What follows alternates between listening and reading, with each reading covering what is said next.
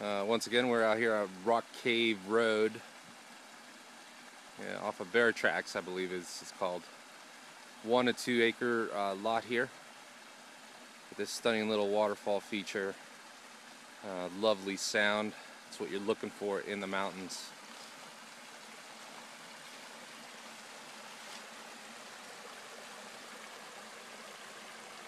Super clean.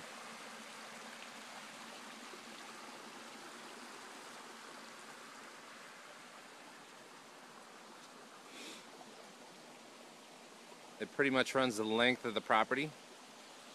Home site would be up there, and then I believe septic goes off to the right or the left, up on the lot there. But again, just a super nice sense of scale with Sarah right there. All right.